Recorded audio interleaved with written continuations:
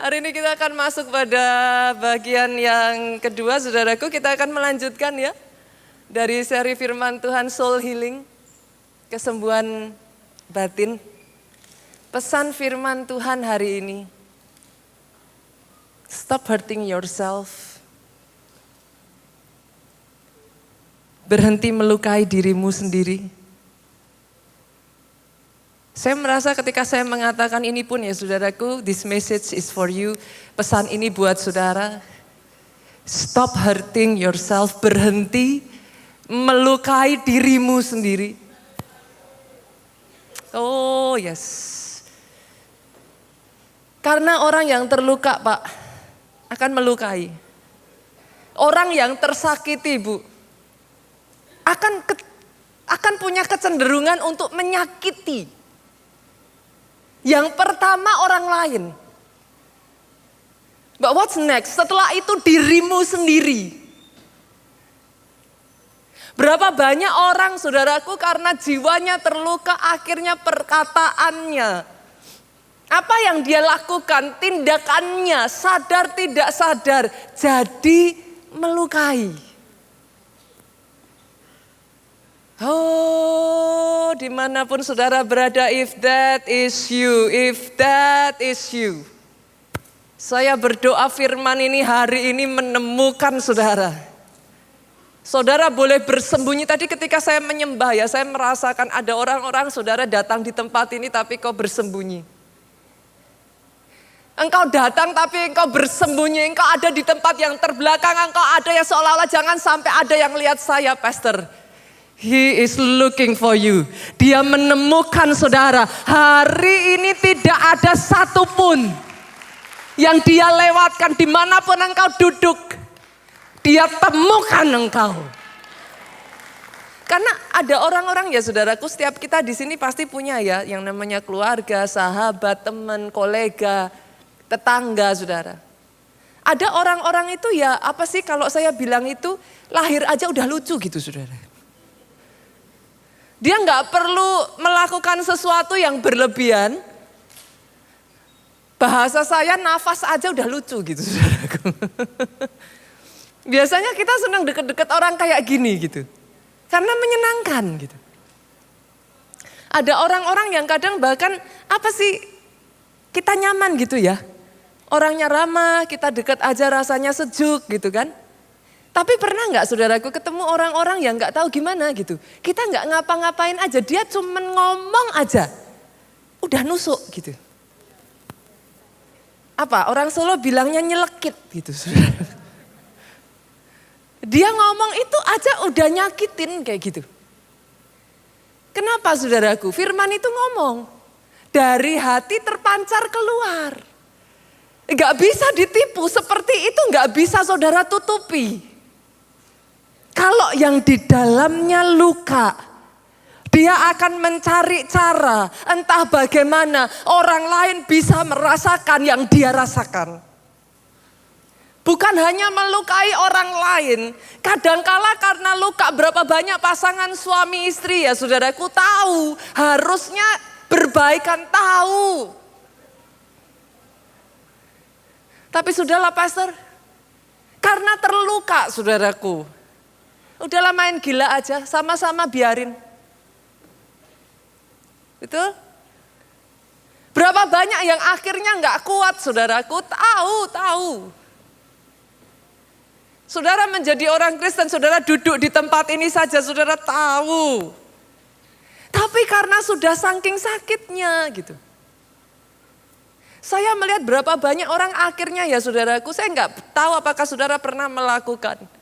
Tapi setidaknya dalam batasan tertentu, yes you do. Kadang rasanya tuh kepengen jambak rambut, kepengen narik rambut saudara.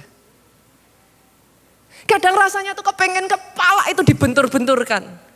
Kenapa? Saudara tahu sakitnya tuh di dalam tapi kepengen aja yang di luar ini bisa ngerasain sakitnya.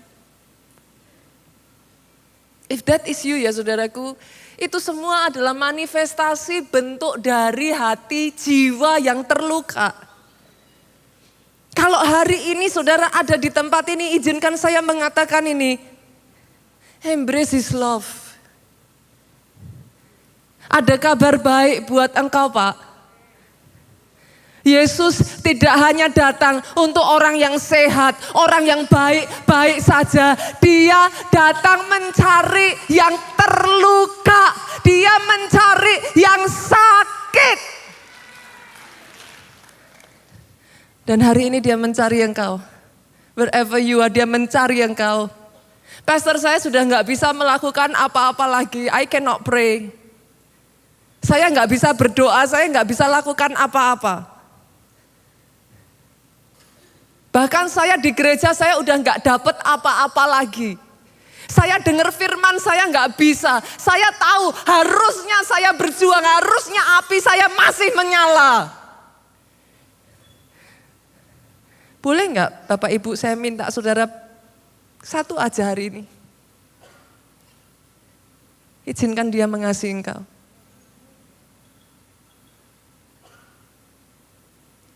Bahkan kadang di keadaan seperti itu ya saudaraku, Tuhan mau mengasihi engkau aja engkau tolak lu.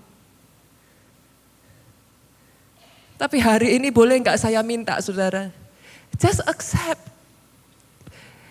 Terima kasih Tuhan, kenapa? Karena minggu pertama saudara masih ingat firman Tuhan.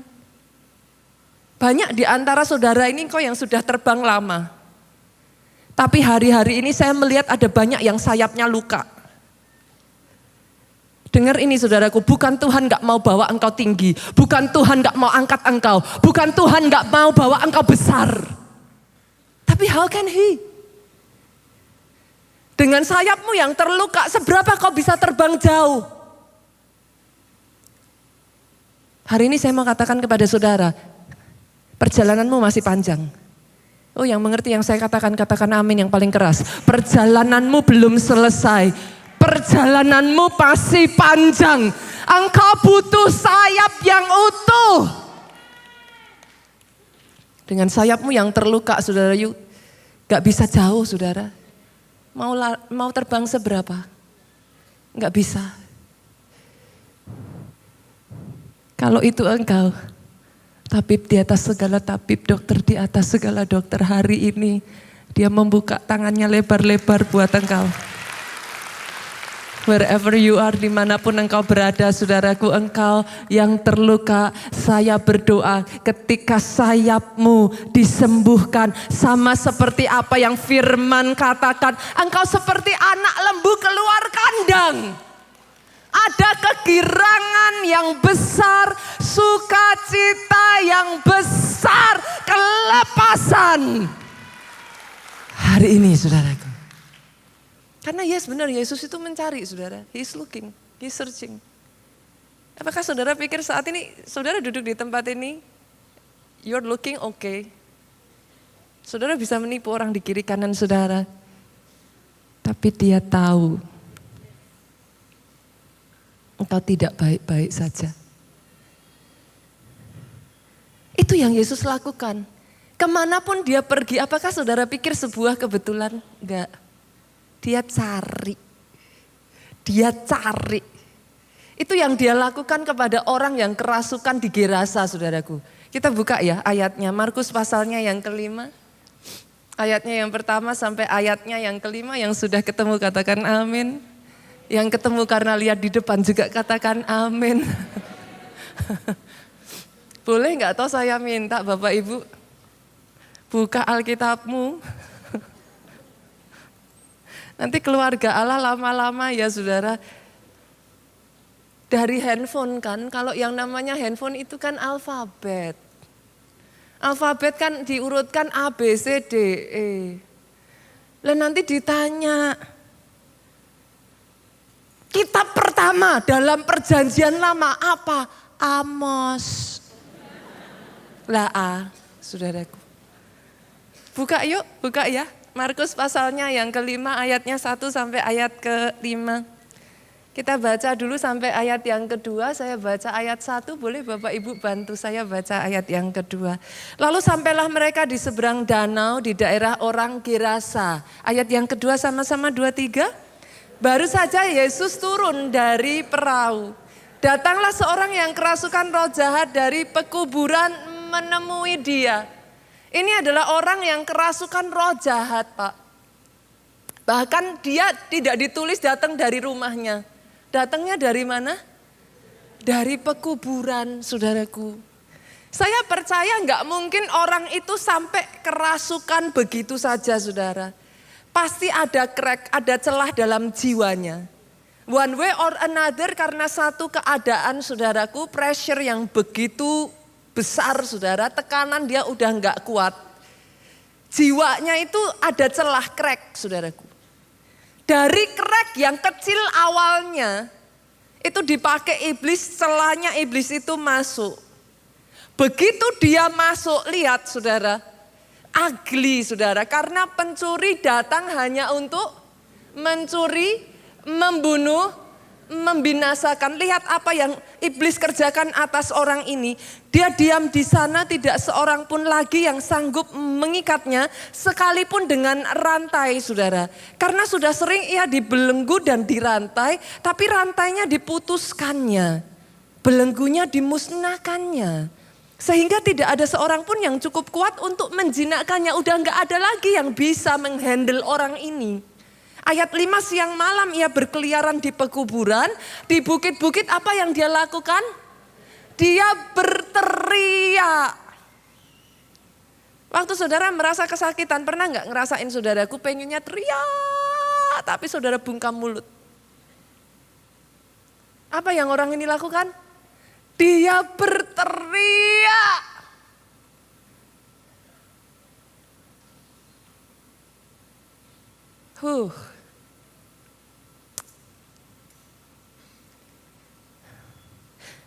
Yesus dengar teriakan orang ini, saudara. Dia dengar teriakan orang ini.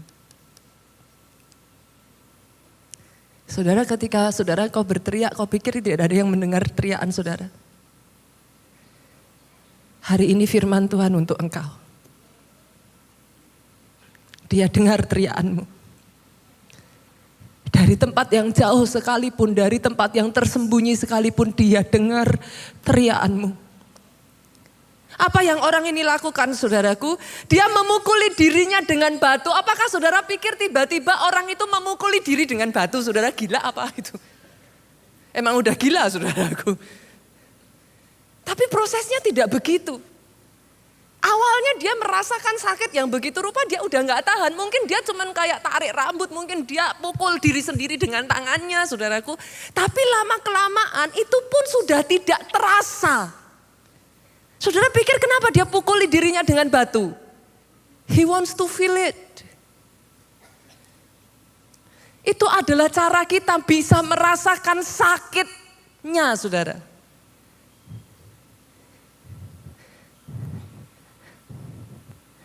Dengar ini, saudara.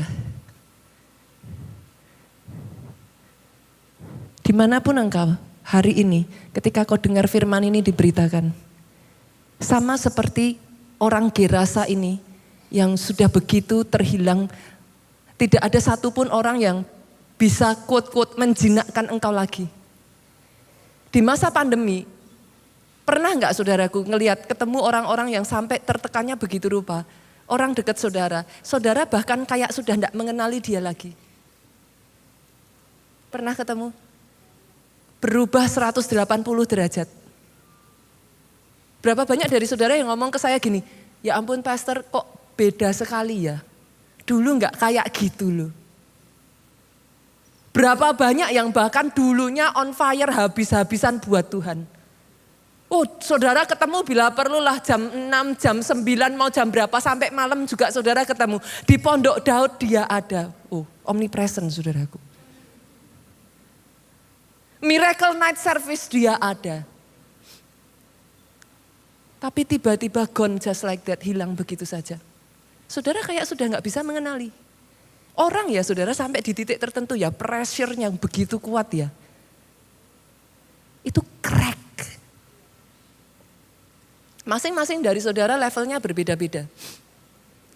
Tapi kalau kau izinkan itu, iblis akan masuk saudara. One way or another, dia akan berusaha menyengkeram hidupmu. Hari ini saya perkatakan firman ini, kelepasan. Hari ini saya perkatakan firman ini, kesembuhan bagi jiwamu. kesembuhan bagi jiwamu, sehat badanmu, baik jiwamu, kuat rohmu. Jadi atas hidup saudara. Itu sebabnya hari ini saya akan mengajak saudara kita melihat yuk.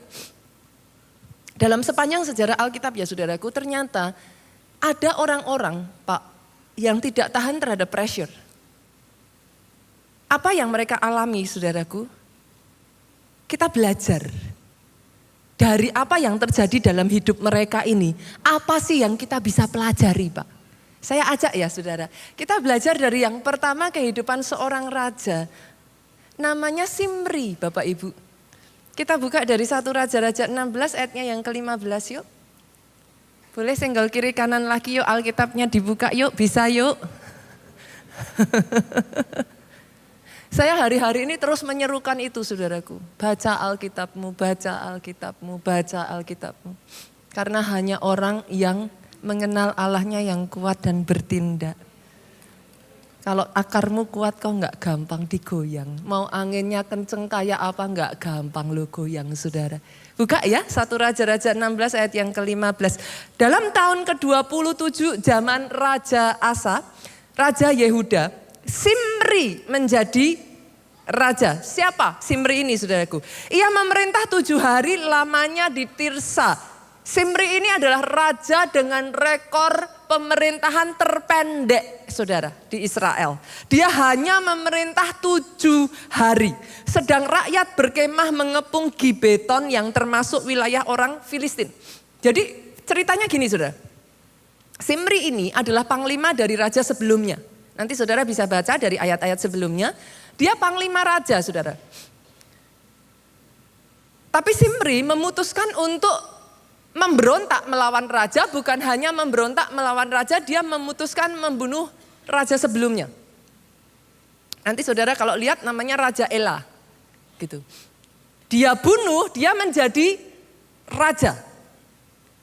Pertanyaan saya saudara, seseorang yang begitu rupa mengikuti rajanya, bahkan sampai di level panglima loh.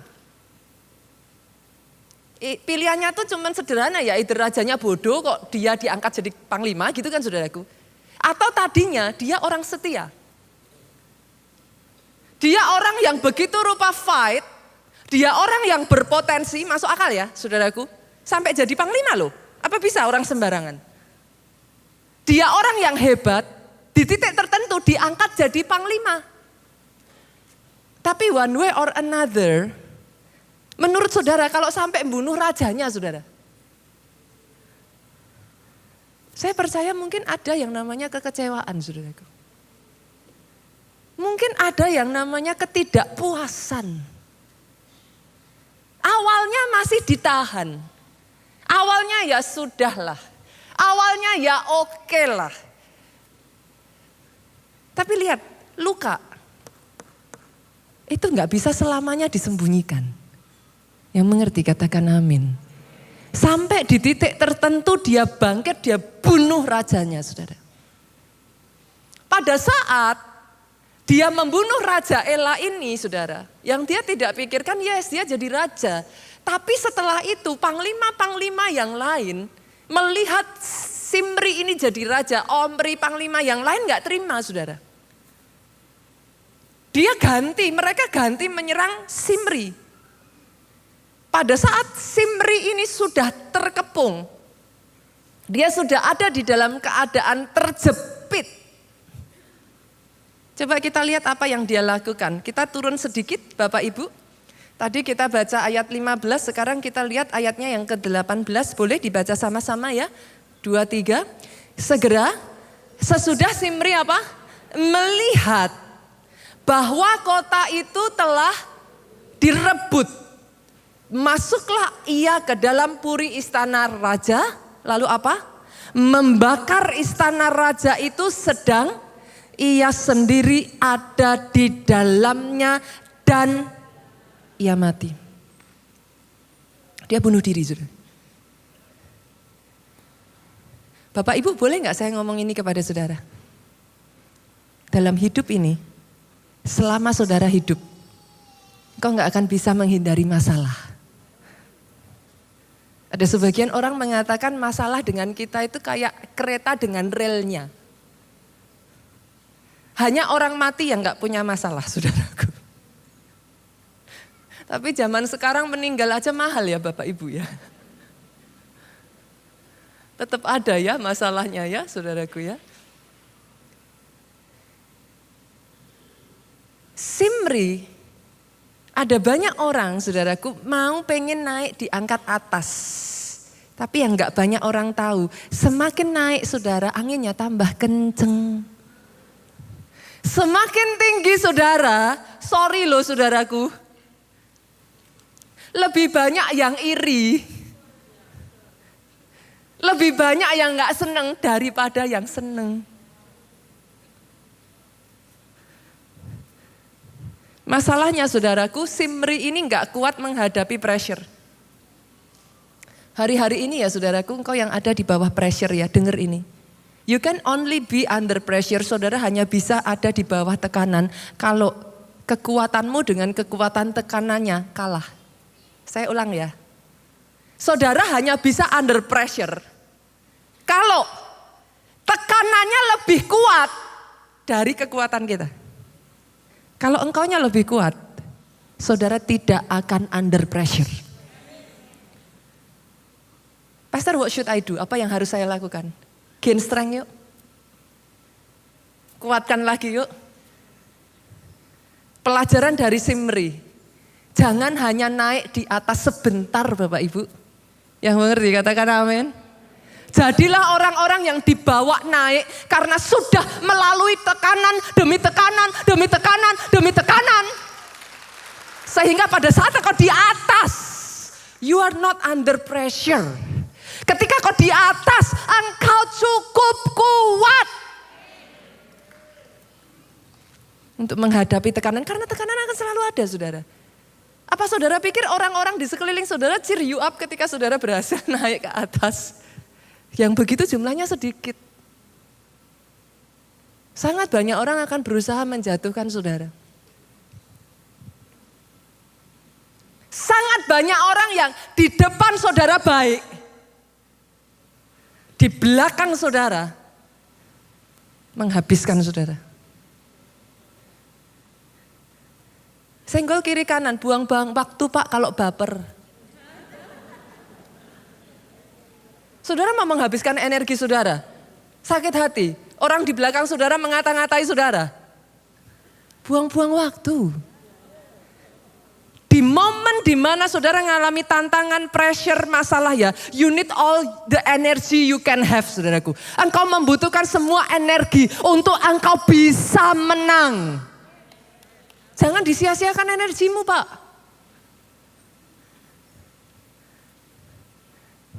Di momen dimana engkau ada di under pressure ya saudaraku. Gain strength. In case ada di antara saudara pastor lah tapi udah terlanjur, saya udah di atas tapi kekuatan saya enggak cukup. Apa yang harus saya lakukan? Tidak ada cara lain saudaraku, berendam dalam firman, berendam dalam firman, berendam dalam firman. Kenapa? Musuh terbesar yang bisa mengalahkan kegalauan jiwa saudara. Ibu-ibu bukan shopping. Shopping happy. Tapi mau tahan berapa lama? Musuh terhebat yang bisa mengalahkan kegelisahan saudara bukan nonton drakor. Saudara nonton drakor, saudara nonton film-film komedi, hahaha, habis itu tetap galau. Percaya saya saudaraku. Kalau saudara di tengah kegalauan, ketakutan, hanya satu musuh yang paling manjur yang bisa mengalahkan semuanya itu iman. Oh kalau mau tepuk tangan dong. Yang di atas boleh tepuk tangannya yang paling meriah buat Yesus Tuhan kita. Halo? Iman. Masalahnya saudara, hari-hari ini di masa pandemi banyak yang imannya gogrok. Imanmu rontok saudara. Tadinya sama-sama bebannya. Tapi kalau imannya kuat, rohnya kuat, ya nggak apa-apa. Pegang beban 20 kilo lah, kalau imannya 30 kilo ya ringan saudara. Terima beban 20 kilo, imanmu 50 kilo, dimainin saudaraku. Lah sekarang kalau bebannya sama, bahkan lebih, bebannya 20 Bu jadi 40. Lah imannya turun jadi 20. Ngoyo, apa orang Solo bilang ngoyo, betul ya Pak ya? Berat. Itu sebabnya saudaraku, bangun imanmu lagi. Enggak ada yang lain kok, pastor kok iman terus loh. Iya, Alkitab itu ngomong apa saudara? Kehidupan kita ini pertandingan iman. Firman itu udah ngasih bekal. Alkitab itu udah ngomong saudaraku, itu sebabnya orang benar hidup oleh iman. Kenapa lah? Memang ini nih pertandingan iman. Saudara pikir hidup itu apa? This is the game of faith. Itu sebabnya Alkitab juga ngomong Bapak Ibu, barang siapa yang mau berkenan kepada Allah, gak bisa seseorang itu berkenan tanpa iman. Kuncinya iman. Alkitab berkata iman timbul dari pendengaran. Pendengaran akan titik. Oh, kalau mau tepuk tangan ya meriah dong saudaraku. Boleh nggak Bapak Ibu? Bahkan ketika firman ini diberitakan ya, satu demi satu dimanapun saudara duduk ya tangkep Pak. Oh genstreng dari sini. Karena ketika firman ini dikeluarkan seperti ini ya saudaraku, itu bring faith. Imanmu bangkit saudara. Pernah nggak ngerasa di gereja pastor saya udah dari gereja imannya bangkit pulang-pulang hilang lagi. Dari gereja semangat 45, pulang-pulang loyo lagi. Saudara tahu kenapa? Nggak cukup, ngecasnya nggak cukup. Saudara pernah lihat baterai handphone? Kalau saudara sudah charge tadinya merah, di charge jadi hijau, lepas aja cas-casannya. Baru dipakai keluar sebentar, merah lagi. Gitu? Harus di charge sampai penuh. Masalahnya senggol kiri kanan, baterai handphone di charge-nya tiap hari. Halo? Saudara doanya baca firmannya seminggu sekali. Enggak pastor katanya.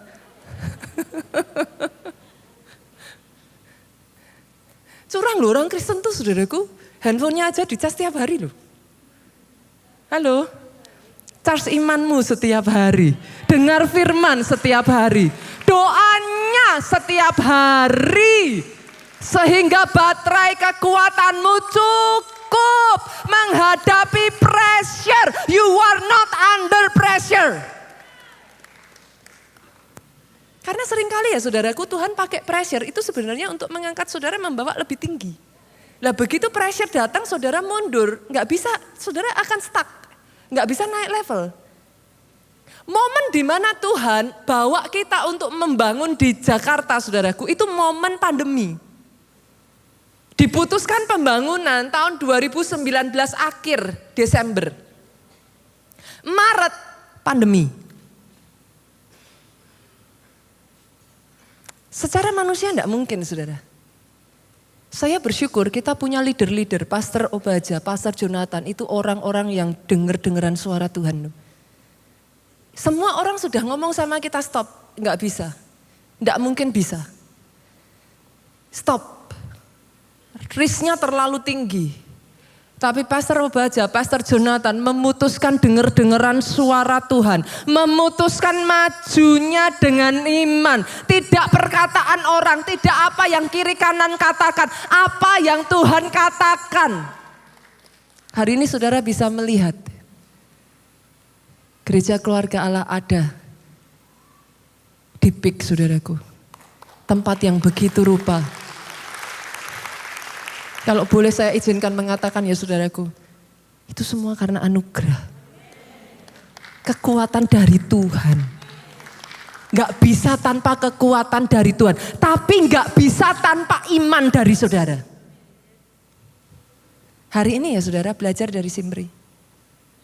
Jangan under pressure dan menyakiti diri sendiri. Di bawah pressure gain strength.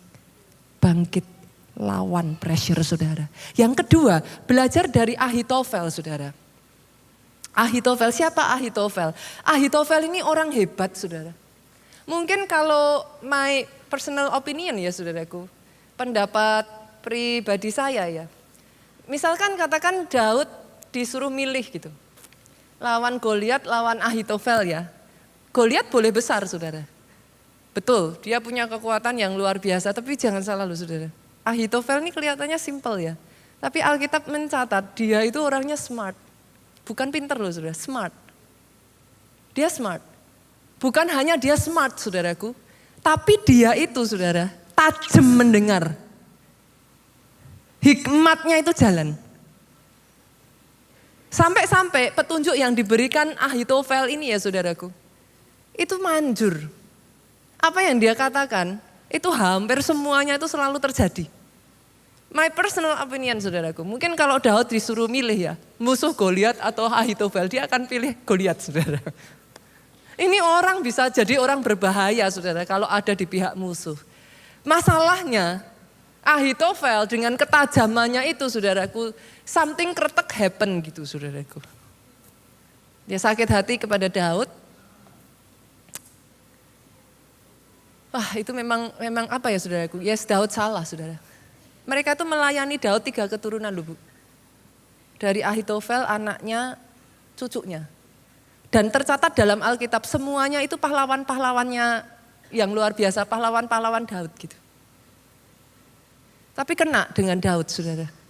Akhirnya Alkitab mencatat Ahitofel itu pulang kampung saudara. Dia sudah tidak lagi melayani Daud. Dia pulang kampung. Sampai dia menunggu waktu pada saat Absalom memberontak. Dia ikut. Singkat cerita saudaraku, pada saat Absalom memberontak, Daud sudah terjepit, Ahitofel itu memberi nasihat yang luar biasa sekali. Itu kalau Absalom dengerin nasihat Ahitofel, Daud pasti kalah. Tapi Alkitab memang mencatat saudara, sengaja digagalkan oleh Tuhan. Dan ketika Ahitofel melihat hal itu, kita lihat yuk, kita buka ayatnya saudaraku. Pada saat didengar Ahitofel, 2 Samuel pasalnya yang ke-17 ayat 23. Ketika dilihat Ahitofel, semuanya itu dimulai dari kata dilihat saudara. Lihat ini ya saudara, yang sering kali menjadi pintu masuk imanmu goyah, apa yang kau lihat dan apa yang kau dengar. Hati-hati saudara. Apa yang kau lihat, apa yang kau dengar, itu pintu masuk ke jiwa. Hati-hati. Ketika dilihat Ahitofel, nasihatnya tidak dipedulikan, dipasangnyalah pelana keledainya, berangkatlah ia ke rumahnya, ke kotanya, ia mengatur urusan rumah tangganya. Oh Ahitofel ini orang yang sayang sekali saudaraku. Hari-hari ini tuh saya melihat ya ada banyak orang yang potensinya hebat, tapi terluka loh. Sayang, itu seperti api saudara padam, gak bisa saudara. Ahitofel sama. Dia urus semua keperluan rumah tangganya, kemudian lihat apa yang dia lakukan. Dia menggantung diri saudara. Demikian ia mati, ia dikubur dalam kuburan ayahnya. Apa pelajaran yang kita bisa dapatkan dari Ahitofel ini Bapak Ibu? Tidak semua, sehebat-hebat apapun saudara, tidak semua yang kita rencanakan selalu berjalan seperti rencana kita. Ketika itu terjadi, jangan menyakiti diri sendiri yuk. Sehebat apapun, sekelas Ahitofel, gak semua rencananya bisa terjadi as plan. Ketika itu terjadi, jangan terus menyalahkan dirimu sendiri. Ketika itu terjadi, saudaraku, belajar yuk datang sama Tuhan. Berseru sama Tuhan. Cari Tuhan. Belajar untuk adapt and change. Kalau rencana kita tidak terjadi seperti yang kita rencanakan. Ini saya berbicara khususnya juga untuk orang-orang yang perfeksionis. Saya tipe orang perfeksionis saudaraku. I plan everything. Saya orang yang bahkan mau pergi kemana aja sudah saya tulis semua. Hari pertama, hari kedua, hari 3, jam sekian, jam sekian, jam sekian. Saya tahu rasanya saudaraku. Khusus saudara yang orang perfeksionis, dengar perkataan saya ini. Learn to adapt and change. Belajar untuk beradaptasi, berubah. Karena dalam kehidupan things happen. Come on, things happen. Tapi sekalipun things happen, yes, saya mengalami saudaraku. Apakah saudara pikir sebagian dari saudara tuh ngomong sama saya gini, Pastor enak, jadi Pastor Nita sama Pastor Jus itu enak. Jangan salah loh saudara. Pastor semuanya mulus, lancar, semuanya baik-baik, Tuhan sertai. Oh saya aminkan. Yes, kata Tuhan sertainya, saya aminkan. Tapi tidak semuanya baik-baik. Jogja, saudara jangan salah, Jogja itu sudah berkali-kali berusaha untuk punya tempat ibadah sendiri. 21 years. GLA di sini kalau ada yang mendengarkan, 21 tahun Bu, Jogja itu. Apakah saudara pikir kami tidak pernah buat kesalahan? Banyak. Saya akui saudaraku, we are not perfect. Ada satu momen kalau saudara masih ingat, gereja kita di Jogja itu hampir membangun tempat ibadah di Casa Grande. Lepas itu saudaraku. Gak banyak orang tahu. Orang dengerin ya saudaraku. Kegagalanmu one day akan dilupakan. Keberhasilanmu akan diceritakan.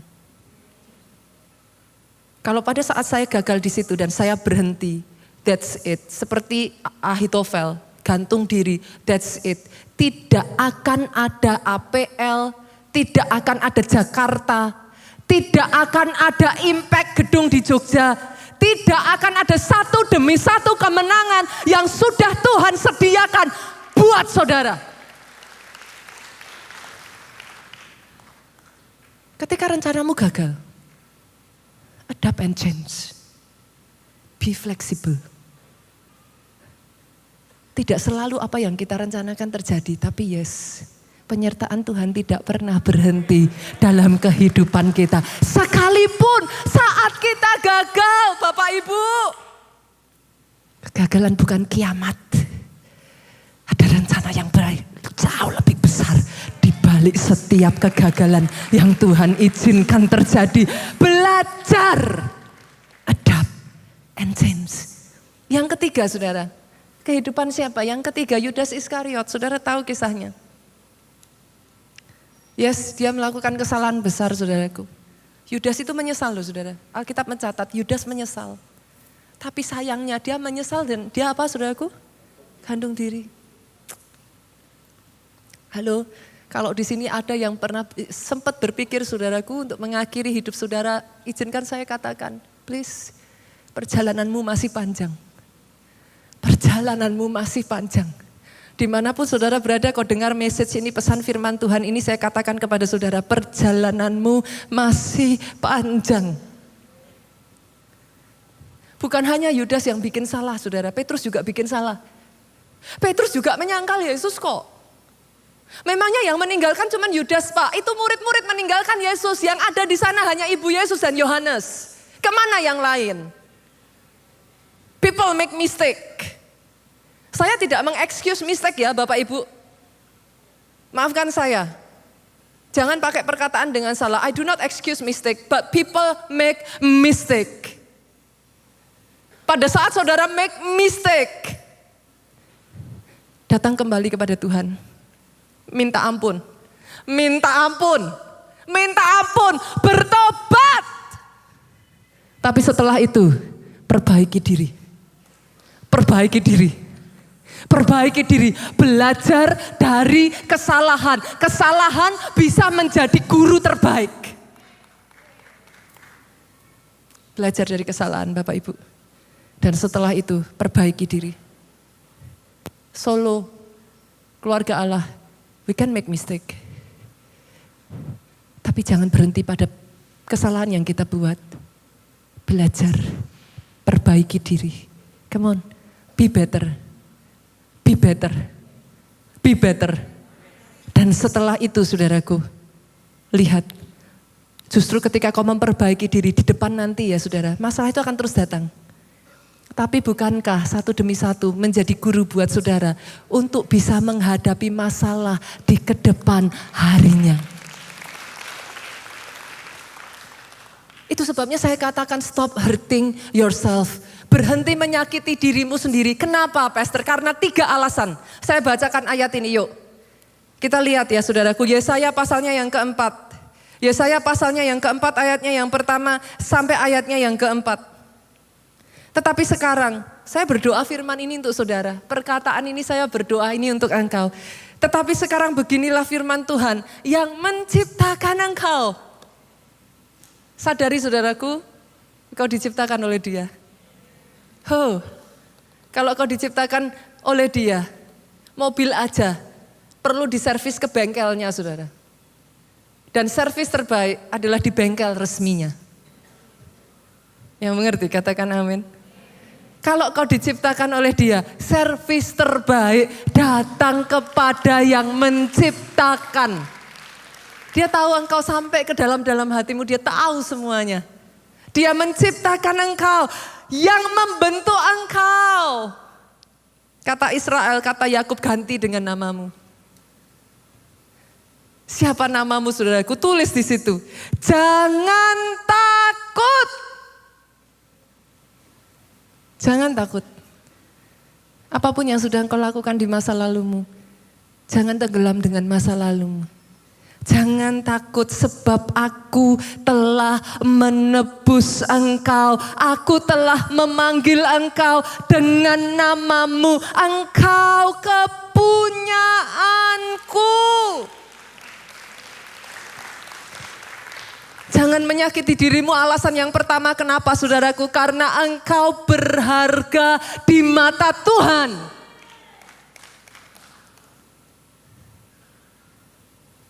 Hidupmu berharga bagi Allah. Tiada yang tak berkenan di hadapannya. Dia ciptakan kau seturut gambarnya. Dia ciptakan engkau indah adanya.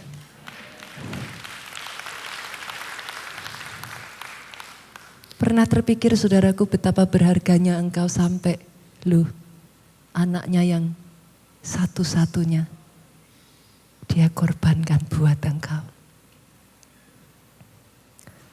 Saudara tahu apa yang seberapa berharga engkau itu bukan by word ya, tapi by action.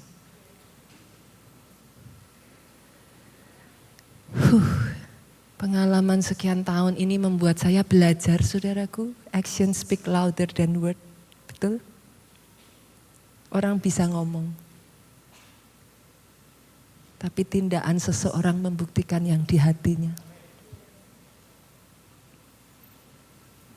Kalau saudara mau tahu sesuatu, betapa sesuatu itu berharga, saudara mau tahu seberapa Tuhan berharga buat saudara, lihat tindakanmu.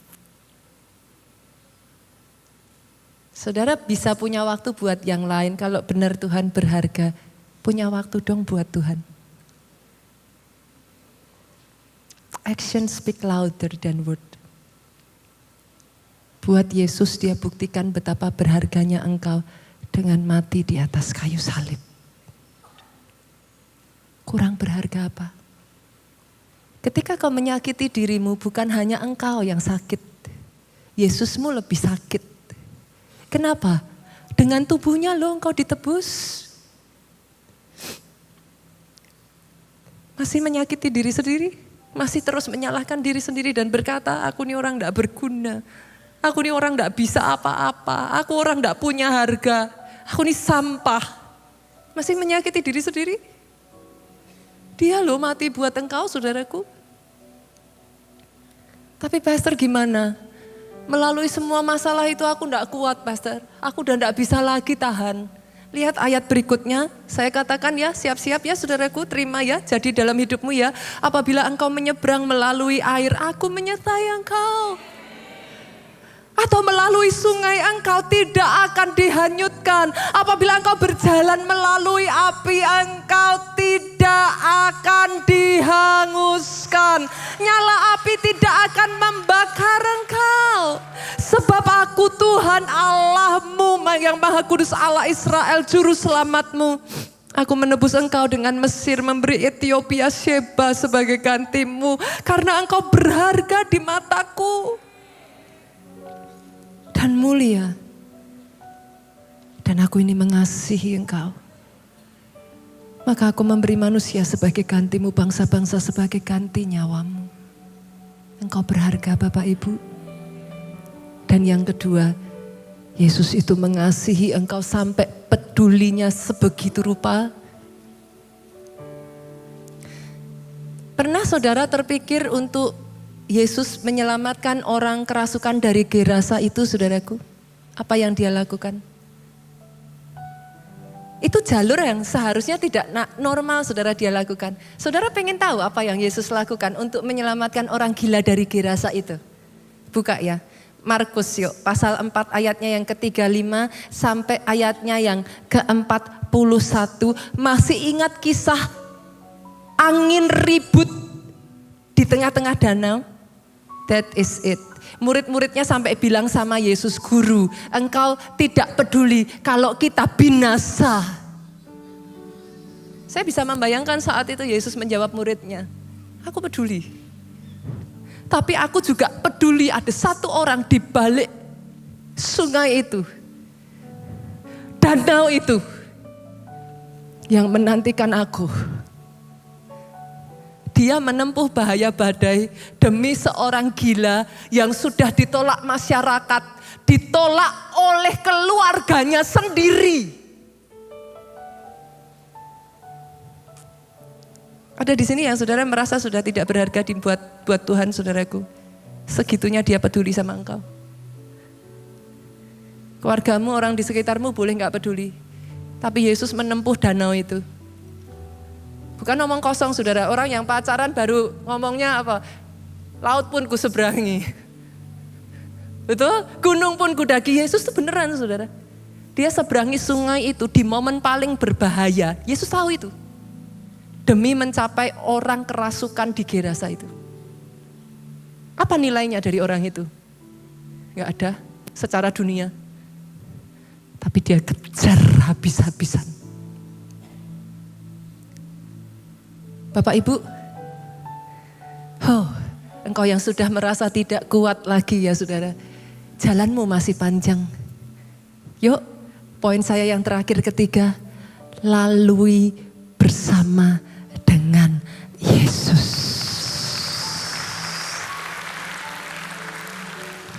Kau yang sudah merasa kayak hidupmu sudah gak ada artinya. Boleh sama-sama kita katakan.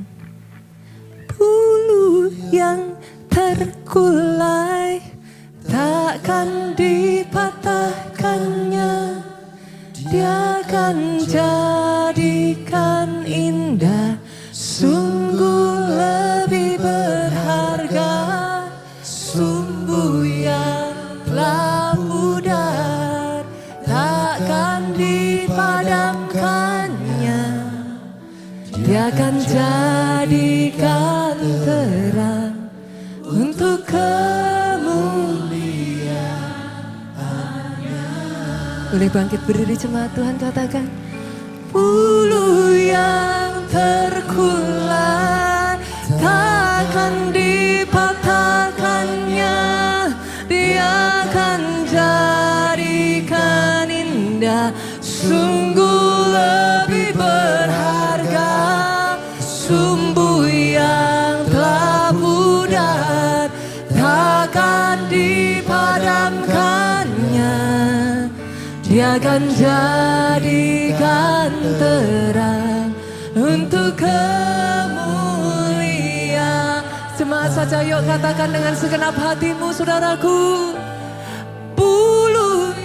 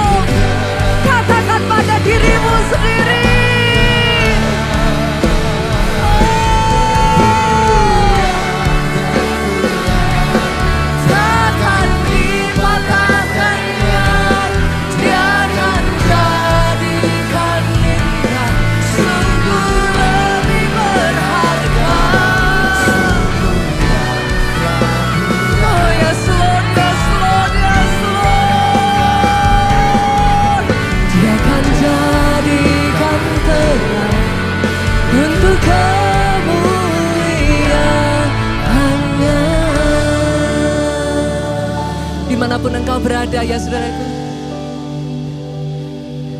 Buluh itu tidak akan pernah putus kalau bukan engkau yang memutuskan untuk memutuskan buluh itu. Bolehkah saya minta saudaraku, saya bisa melihat ada begitu banyak potensi di tempat ini. Jangan karena sayapmu luka, engkau berhenti untuk terbang. Sembuhkan sayap itu. Minta dia pulihkan kembali hidupmu. Tapi setelah itu, latih sayap itu kembali, saudaraku. Kepakan lagi, terbang lagi. Bahkan kali ini terbanglah lebih tinggi. Lihat apa yang Tuhanmu sanggup kerjakan atas bejana tanah liat yang diserahkan kepadanya. Itu yang dia kerjakan buat saya, saudaraku. Itu sebabnya hari ini saya minta kepada saudara, stop hurting yourself. Stop it. Yes, sayap itu bisa luka, tapi sayap juga bisa sembuh. Engkau bukan orang lemah, saudaraku. Ketika sayap itu sembuh, terbanglah lebih tinggi. Karena dunia, semesta, seisi dunia menantikan pernyataan kebangkitan anak-anak Allah. Kau yang mau angkat kedua tanganmu, saudaraku. Kau melihat anak-anakmu yang kau angkat tangannya pada saat ini, saudara Tuhan. Lihat tangan-tangan yang terangkat ini. Kerjakan karyamu. Jangan berhenti kerjakan karyamu Tuhan atas kehidupan anak-anakmu di tempat ini. Sampai tuntas. Sampai tuntas. Sampai tuntas. Dan biar anak-anakmu ini kembali terbang seperti anak Raja Wali yang terbang tinggi. Engkau yang diurapi, engkau yang diberkati, katakan dengan suaramu yang paling keras.